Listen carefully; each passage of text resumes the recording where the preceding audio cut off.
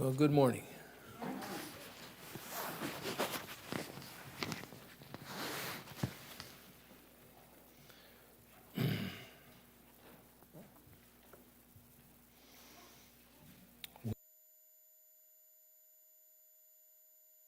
Thorough knowledge of the Bible may truly be called educated. I believe knowledge of the Bible without college course is more valuable than a college course without the Bible. I'm sure that University of Michigan would like to hang that up in their hallway. So we'll be starting with Psalm 75 this morning. Preacher, can I ask a question before you start? Okay. When you were talking about First Peter, where he said, by which also he went and preached to the spirits in prison. Okay. Okay. Why were those spirits in prison? What was their reason for Well, being there? Was it because they didn't accept the Messiah? No, those were probably those angels, the fallen angels. Okay. Now, that's not going to say it wasn't the other spirits, but the reason they got the message was that they might know that salvation is completed, but not for them because... So it wasn't old-time saints that were there that... No, they were in Abraham's bosom. Okay. No, trying- that's trying to get understandable. along here. That's understandable. A lot of people have a question about that. What is that, 2 Peter? 1 1 Peter 2, 18. Peter 3, okay. 18 and 19. Yeah. I'm just looking at the notes to be sure I'm correct here.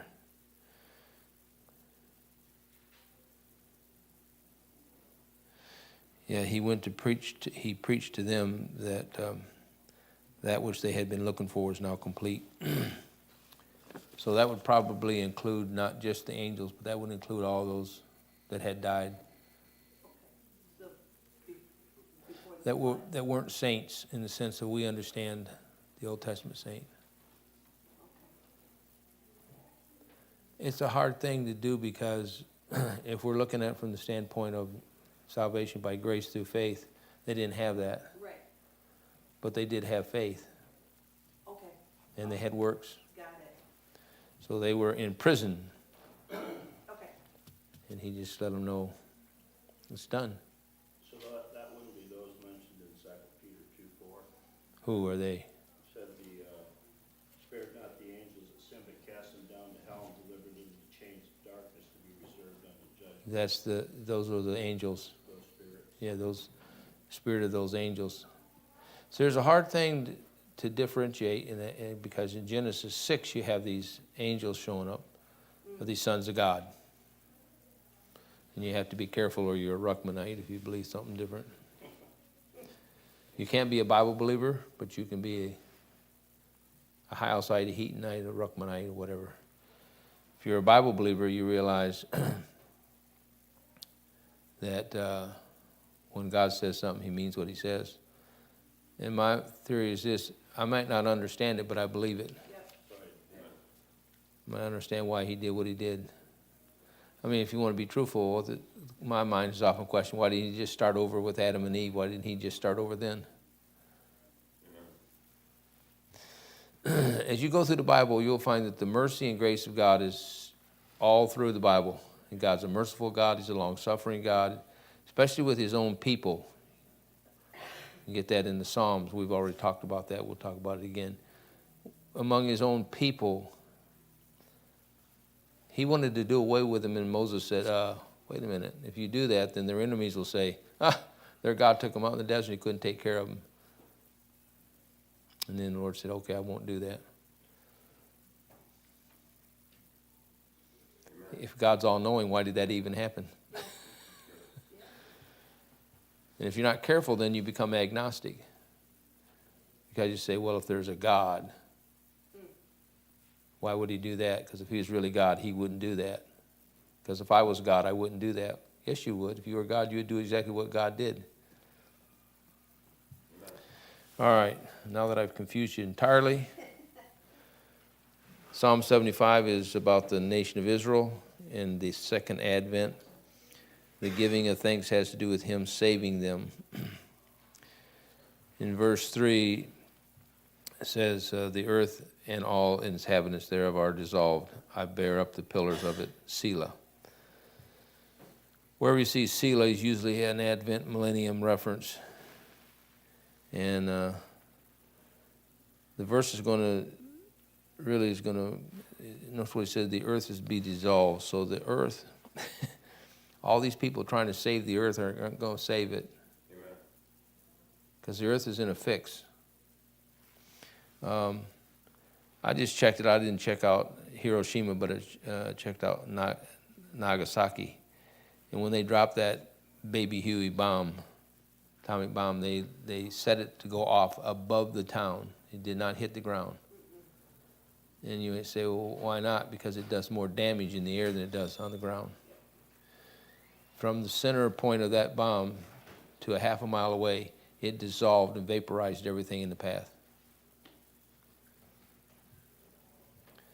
Now, if you can do that with a bomb, imagine what God can do. Amen. So this earth is in a fix. She's no way out. Amen. God's going to dissolve her. Now, we were in 2 Peter, but let's just turn back there a minute.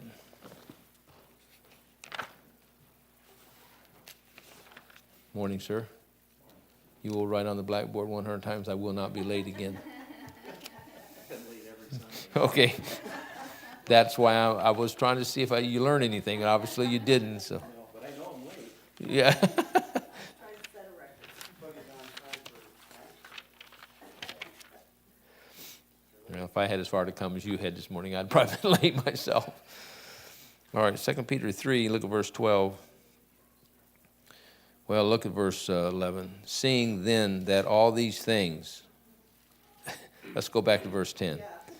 But the day of the Lord will come as a thief in the night, in which the heavens shall pass away with a great noise, and the elements shall melt with fervent heat, and the earth also and all the works that are therein are burned up.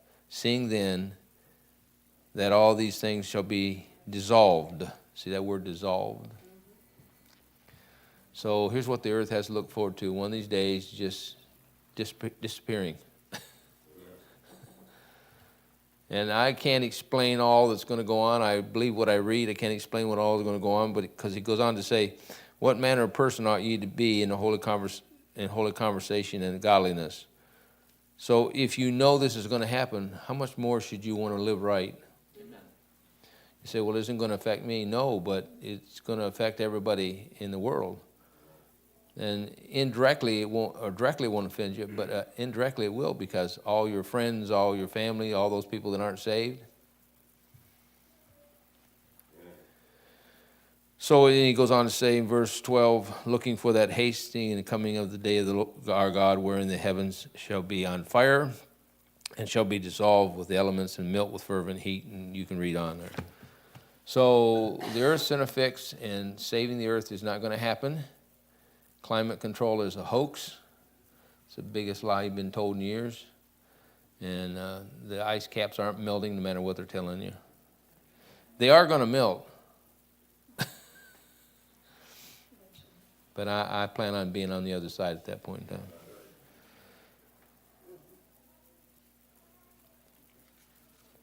And there are those pillars again. We talked about those pillars in verse 3, bear up the pillars of it. And I don't know exactly what we said the last time, but basically this, if Galatians 2 gives you the pillars of the church, you know that those people who were the pillars of the church weren't real pillars, but they held the church up. They held the church together. So a pillar doesn't have to be something physical. And obviously, as far as our eyeballs are concerned, these pillars aren't physical. We can't see them. Now, they may be there somewhere, but I can't see them, and I don't know what they are. Some people say, what are they? I don't know. They're pillars. Take that. What's that worth to you? And they hold something together, hold something up. And it's not a turtle. You know, our kids in the public school have really been ripped off. Yeah. They're taught theories and stuff that aren't even true. Took a little trip yesterday and went over by the Argo Springs and so forth, and happened to run into a bunch of kids. Guess they were kids, young people anyways. And one of them I looked at and I went, "Wow, that's a funny looking, kind of looking guy or whatever it is." Had 6-inch heels on him. The heels were about that big around. And when he turned around, I went, "Okay." They're out there. Yeah. Yep. And because of what's been done, they have freedom to do whatever they want. So your kids are in their line. So you're on your own for the rest of it.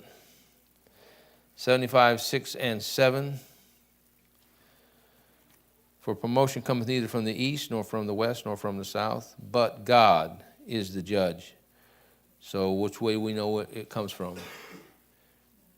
We know it comes from north. Psalm 18:2. It's on the sides of the north. Mount Zion's on the sides of the north. Look at Isaiah 14 a minute.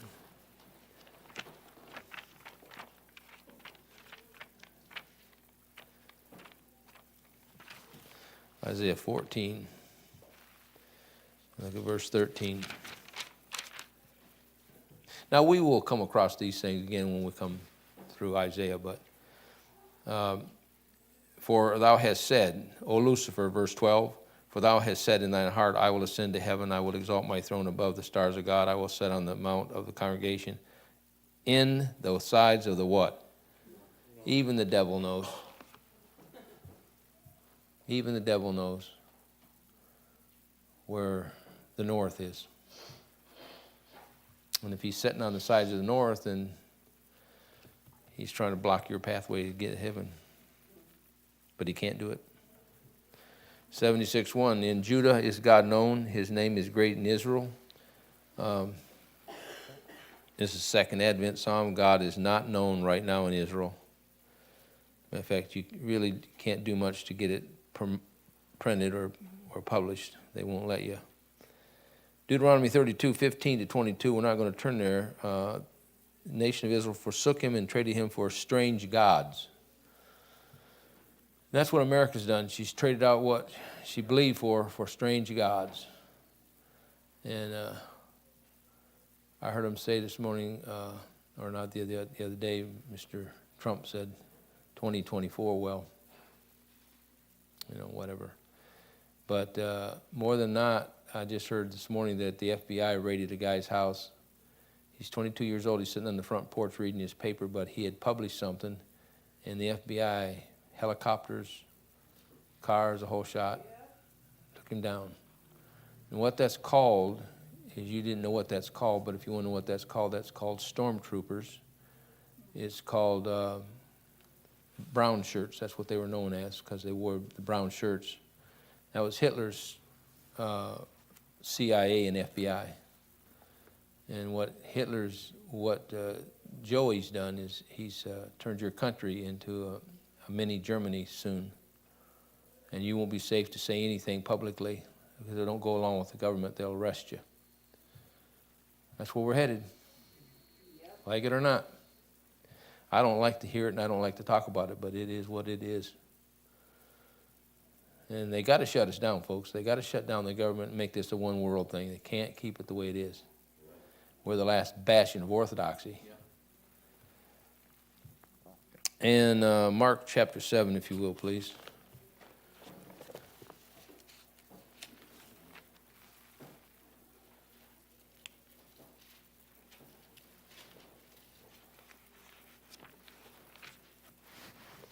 Mark chapter 7 and verse 6. And he answered and said unto them, well hath Elias prophesied of you hypocrites, as is written, this people honors me with their lips, but their heart is far from me. Howbeit in vain they worship me, teaching for doctrine the commandments of men. For they lay aside the commandments of God, ye hold the traditions of men, as the washing of pots and cups and many other things. And you can go on and read the rest of it. But they gave him lip service. It's basically what they give him today is lip service. They speak of God, Jehovah, but they don't believe in the Messiah. They don't believe Jesus Christ is the Messiah. So give them lip service. But I'm afraid that many churches are full of people who give lip service. I don't think that's anything new. Chapter 77, verse 2. In the day of my troubles I sought the Lord, and my soul ran in the night. Cease not, my soul refused to be comforted. So David's dealing with a medical problem, or to whomsoever the psalm is, but I believe it's to David. And he does several things that any one of us would do when we're in trouble and trials come our way. Note verse 2. He said, I sought the Lord. What's one of the first things you do when you get in trouble? It's not wrong. It's the right thing to do. When you get in trouble, you fall on your knees before God and say, Lord, what am I going to do? Verse 3, I remembered God. And often we fail here. Now, a couple of people said to me, and a guy wrote me and told me, he said, I hope everything goes well for your wife's surgery. I said, well, we're trusting God that everything will go well. Why? You can't trust doctors and medicine and stuff. Anything can go wrong at any point in time. Doesn't matter what it is. When you're under anesthesia and they're ripping part of your body apart, hey, I'm no fool. Verse 3, I complain. Ever been there? Anybody that's not been there besides me? Okay, my son, all right. We wasn't complaining yesterday though, was we? No. Except we decided that 300 steps was too many. That's just down.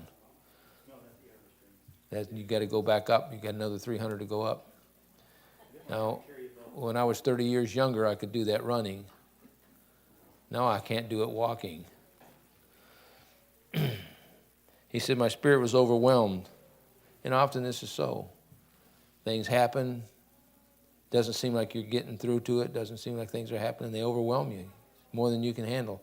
You know, it's not so bad what's going on in your life, but then the truck breaks down, or then the house, you can't get in the front door, so you got to get a new lock, or you got some electrical problem. I mean, it's like everything keeps building up on you. You get overwhelmed by it. He said, I am too troubled. Well, I think I got the wrong word there. I am so troubled. Okay, yeah. The computer never knows the difference between D and S. Have you ever been so troubled? Have you ever been so troubled that you did something like this? What's the use? The best thing to learn to do as a Christian is admit that some of these things happen. You know, quit hiding behind I never do that. I'm too spiritual. He said, I have considered something we need to do sometime. Like when things begin to fill up for me, I often consider, okay, so is this something I deserve back? Don't be so stuck on your Christianity that you think that now that you're saved, that none of those things that you ever did are going to come back and knock on your door. No, they're going to come back. And God may be gracious. David said, remember not the sins of my youth. I've prayed that before. I've said, Lord, I know I deserve this, I know, but if you'd just be kind, I'd appreciate it.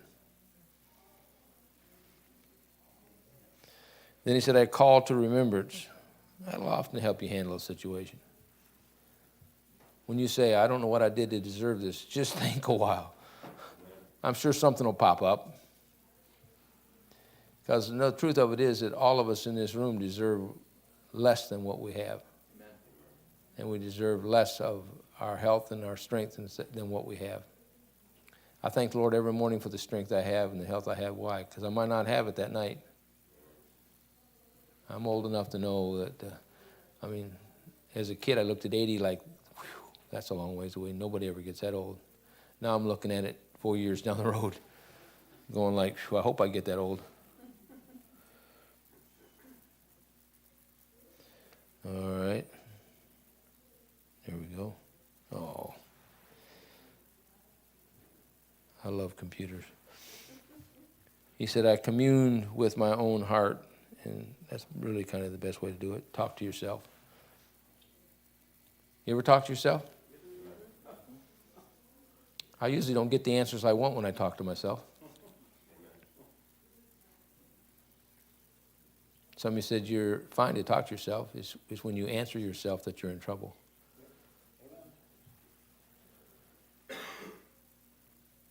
Well, Ezra, Nehemiah, they all. No. Just because somebody said something was true, don't make it true. You shouldn't talk to yourself. Who said that? Psalm 77, verse 18. The voice of thy thunder was in heaven, and the lightnings lighted the world. The earth trembled and shook. Now, I don't think you need me to tell you that's a second Advent reference. But yet, I want you to see something, if you will. Turn back to 2 Samuel a minute, chapter 22.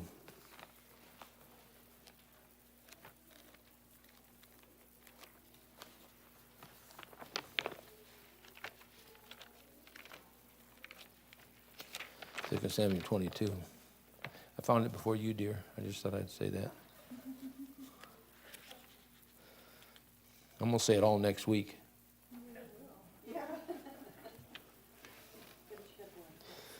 I don't really like to sit with her during the prayer meeting, brother, because she finds every text before I get there. When I get one, I go, I'll beat you. And she doesn't even wrinkle. Doesn't bother her because she's not in a race.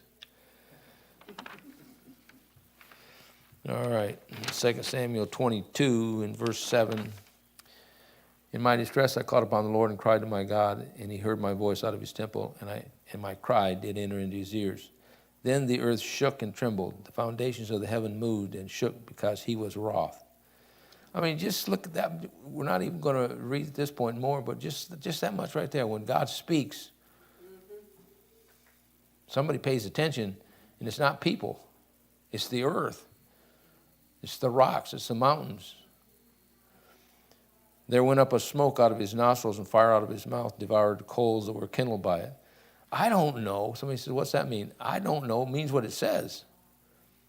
You know what we always think of when we read that? A dragon. But if you go to Revelation, doesn't he have? He bowed the heavens also and came down, and darkness was under his feet. He rode upon a cherub and did fly, and he was seen upon the wings of the wind. You can go ahead and read the rest of that song, or that passage there in Samuel. But isn't that amazing? The Lord riding on a cherub. Excuse me, I'm going to take a drink here.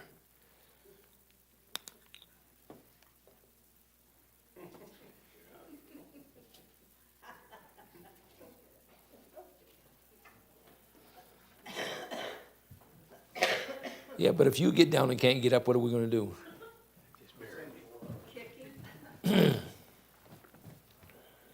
Thank you, sir. You're a gentleman, and I'll leave the scholar part alone. You ever notice when something falls, it falls to the deepest crevice there is? Even if you're 15 feet away from it, it will work its way over. Okay, enough of my foolishness. What's that? I like how you stood there looking at it, because I do the same thing. Yeah, it's like, can you I'm come? gonna get down there and get Can you come back up and get on there without? Where am I? Psalm 77. All right, so we're talking about the thunder of heaven, the lightning, the light of the world, the earth. Now you can see, if you can see when you read this, and I've showed you other passages in when Jesus talked to Paul, and the other people heard thunder when Jesus was on the earth and spoke. They heard God speak with thunder. And the Southerners had that old tradition, whenever thunder and lightning, you went in and sat down in the chair and listened because God was speaking. People go, oh, fool. Seems a little biblical to me. I'm not saying you got to practice that. I'm just saying you make fun sometimes, and that's why it's called the Bible Belt, because they just believe whatever the Bible said, up to, shooting you if you sold their still.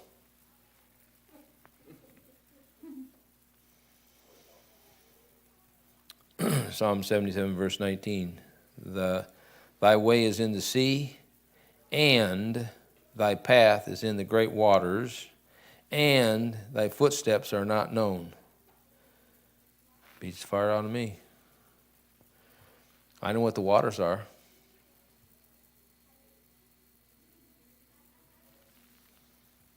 Do you know what the waters are? It's the waters above your head. Even NASA knows there's something up there. Just because the scholars don't know doesn't mean anything.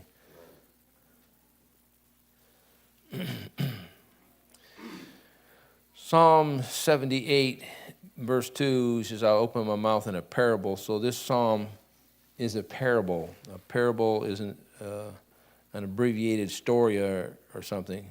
And in this case, it's an abbreviated story of the history of Israel. And the dark sayings imply that some of it's hidden, and it is. I've told you before, you're not going to understand everything. Everything is not going to get there. I don't care how intelligent you are. As a matter of fact, I'll tell you what, the more intelligent you are, the less you're probably going to believe what you're reading.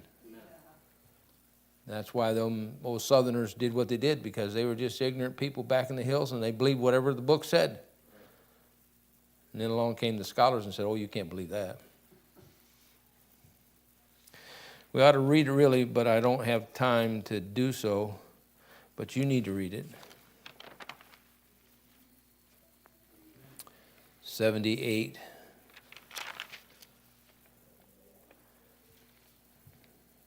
I'm just going to see here. Okay, 78:5 says, for he established a testimony in Jacob and appointed a law in Israel, and he commanded. And he commanded. Did you get that word? He didn't suggest. He commanded. As a matter of fact, I'm going to be honest with you. I don't really remember anywhere in the Bible, if it's there, you let me know, would you? That the Bible says that God suggested something. If you can point that out to me, I'd appreciate it, but I don't recall anything. Because God doesn't suggest. He commands. The 10 suggestions. And that's the way the world would like it. The world would like the 10 suggestions. That fellow over at E. Argo Springs would have been all right. But for he established the testimony in Jacob and appointed a law in Israel that he commanded our fathers that they should make known to their children. So he commanded that whatever happened, you should make known to your children. So he commanded that whatever happened, you should make known to your children. I don't see anything in there about Sunday school. I'm not against Sunday school. I think it's a good thing. But you can't leave the Bible teaching up to the Sunday school. I don't see anything in there about morning service. You got to leave it up to the preacher. What I see is whenever that does, and you go to Deuteronomy, I believe it's, I don't remember the chapter for sure, 3 or 6, where he tells the fathers, they're supposed to put it on the posts of the doors, and they're supposed to put it on their wrists, and they're supposed to put it on their head, and what? And they're supposed to teach it to their children and their grandchildren.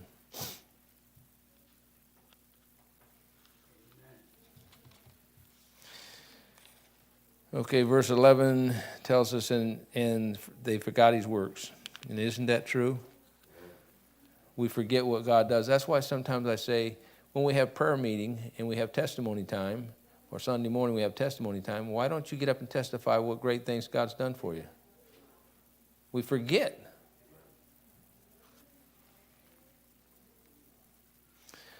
Psalm 78, verse 24. You can imagine how long, you can ask my wife, that I studied and worked on this Psalm 78 because there's so much in it. I didn't know what, out of my notes, what to give you. I don't want to give you the whole thing because you don't study anyways, but I just want...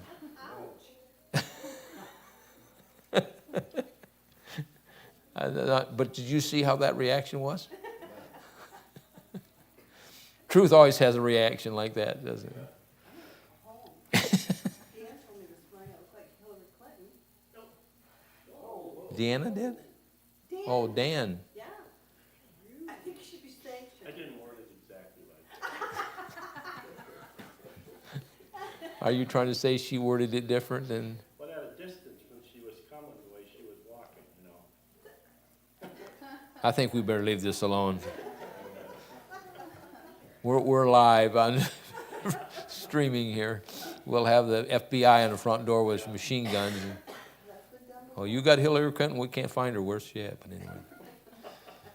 And they rained down, verse 24, and had rained down manna upon them to eat, and had given them of the corn of heaven.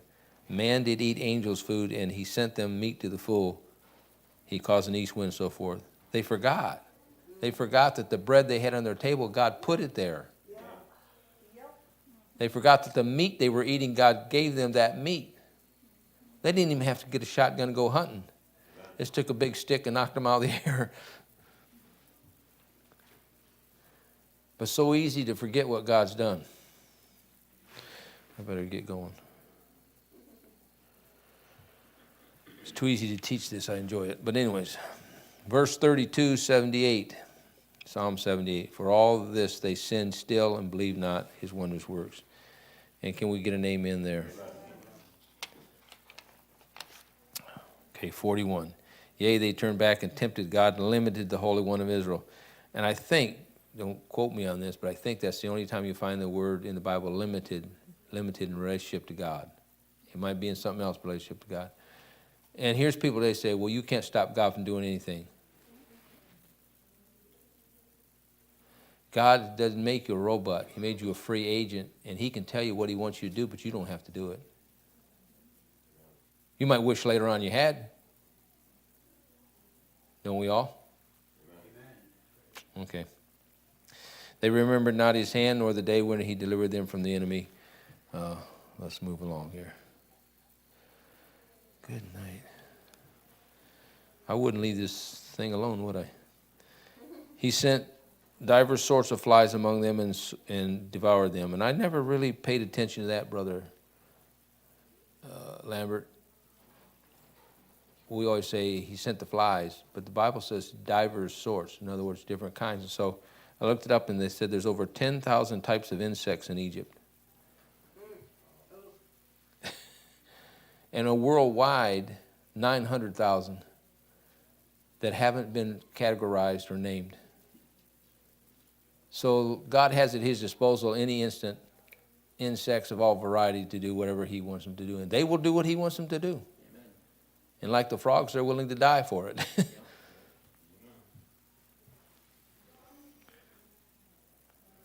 Almost shameful to speak of it. Verse 58, for they provoked him to anger with their high places and moved him to jealousy. So watch out you don't get God's jealousy up. And I'm not going to turn to Deuteronomy 6:15. We're not really going to have all that time. I'm glad this psalm isn't any longer. Psalm 78, verse 61. And he delivered his strength into captivity, and his glory in the enemy's hand. He gave his people over unto the sword, and was wroth with his inheritance. So I guess what I'm trying to say here, better not provoke God. You don't know what he can turn you over to stuff you wouldn't believe.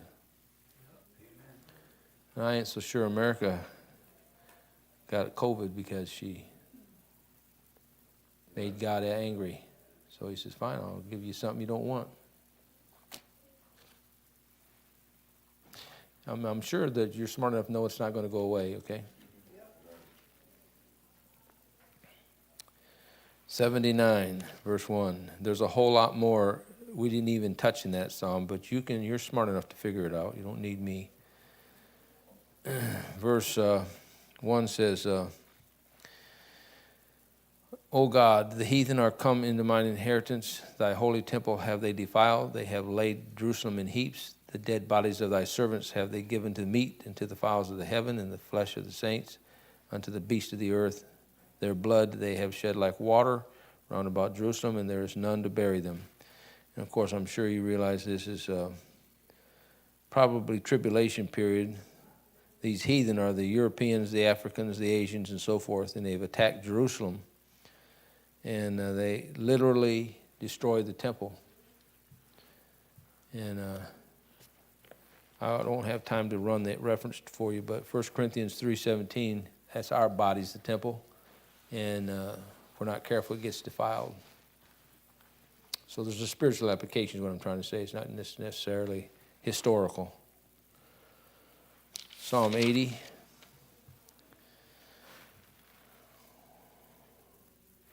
Verse 1 says, "Give ear, O shepherd of Israel, thou that leadest Joseph like a flock, thou that dwellest between the cherubims, shine forth. Behold, Ephraim and Benjamin and Manasseh stirred up their strength, and come and save us."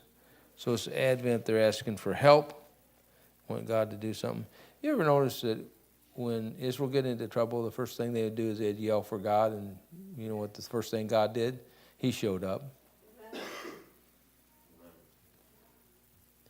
Now, they may have some pay for over there, but he'd show up to help them out.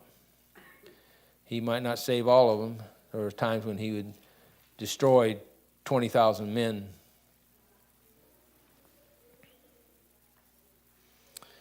"80 verse 8. "Thou hast brought a vine out of Egypt. Thou hast cast over the heathen and planted it." Now, hang on to that verse and let's run down here to verse 14. "Return, we beseech thee, O God of heaven. Look down from heaven and behold and visit this vine." You know who the vine is, right? Okay, I'll give you help. He brought his vine out of Egypt.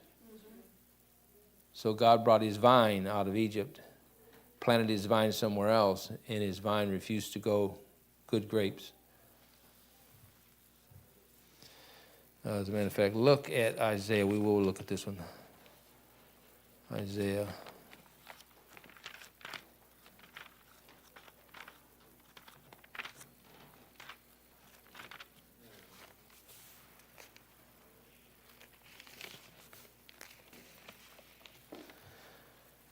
Oh, let's see. Lord have mercy. Isaiah 5, verse 1. "Now will I sing to my well-beloved a song of my beloved, touching the vineyard. My well-beloved hath a vineyard in a very fruitful hill, and he fenced it and gathered it stones thereof, and planted it with the choice vine, and built a tower in the midst of it, and also made a winepress therein, and looked that it should bring forth grapes, and it brought forth wild grapes." And let's see here. "And now, O inhabitants of Jerusalem and men of Judea, judge, I pray you, betwixt me and my vineyard. What could have been done more to my vineyard that I have not done unto it? Wherefore, when I looked at it, it should brought forth grapes, when it brought forth wild grapes." Wild grapes aren't going to be the same size. They're not going to be the same texture. They're probably going to be sour. They're going to be everything opposite of what he wanted and what he planted. "And now go to, I will tell you what I will do to my vineyard. I will take away the hedge thereof, and it shall be eaten up, and break down the wall thereof, and it shall be trodden down." I really don't have time, folks, to read the rest of this. What I've got to do, but I wish I could, but I can't. But anyways, Israel's God's vine. He planted her, and she, instead of growing good grapes, she grew wild grapes, sour grapes. He said, what could I have done more?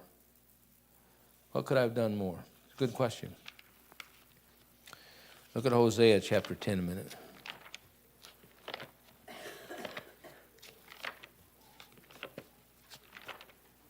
Hosea chapter 10. Beat you again. Okay.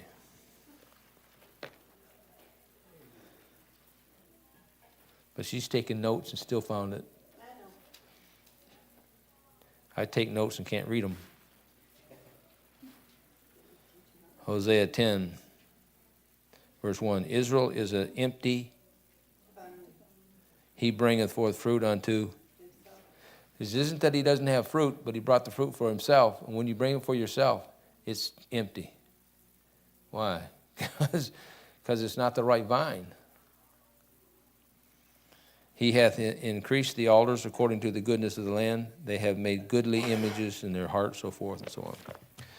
All right, got to pay attention to what's going on here. Israel, in Psalm 81, Israel is praising God for his deliverance. As in most Jewish music, there is an instruments used. The solemn feast is no doubt the Feast of Tabernacles, Deuteronomy chapter 16, and I don't have time to get into that at all. Verses 11 and 12, Psalm 81. But my people would not hearken to my voice, and Israel would none of me.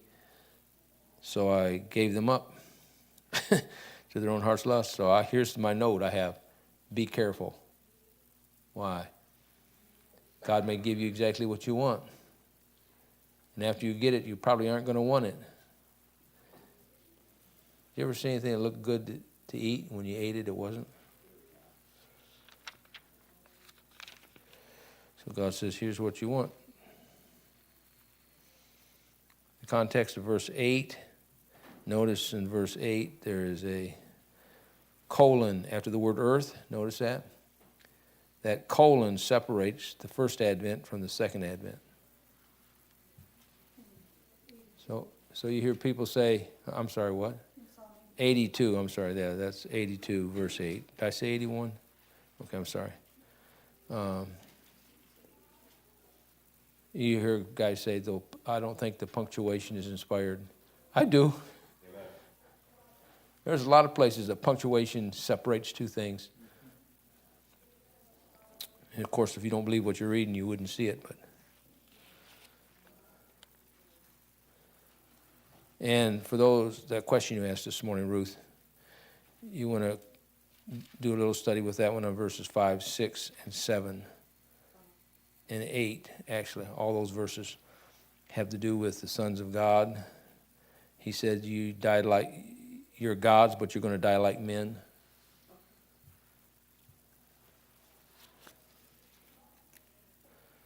In Acts 14, I got the reference up there for you, verse 11 and 12. There's those gods, they've come down to us in the likeness of men.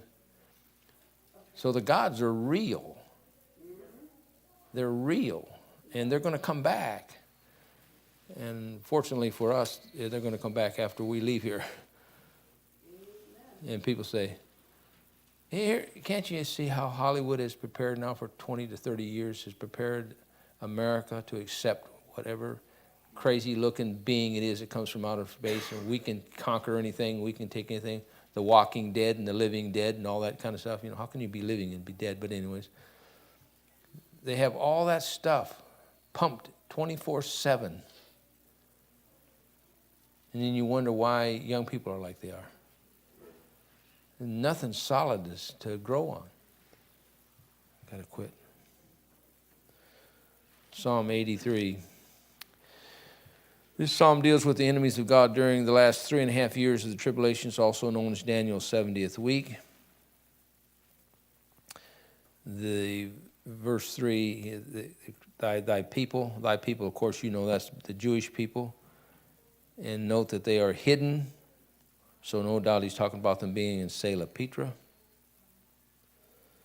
Now, really, in all seriousness, and I'm not being smart here, you're not going to find this in the commentaries. They're not going to put it in there. Why? They don't believe it. They don't believe in it. You think they believe in a fire-breathing dragon? They believe in Mickey Mouse, Donald Duck, Pluto, but they don't believe in the Bible. I mean, Walt Disney had better followers. 83, 6 through 11, this is the United States. They're attempting to rub out the nation of Israel. We know what their end is. So they will literally destroy the synagogues in Israel according to 83:12. And then you look at Psalm 74, which we looked at earlier this morning. So recall, what's the one compass direction omitted by the name in Psalm 75, 6 through 7? North, okay. You were listening. What does God call the 87th Psalm? Parable? Did I hear that? Okay. Was that the whole class that said that, or just my wife?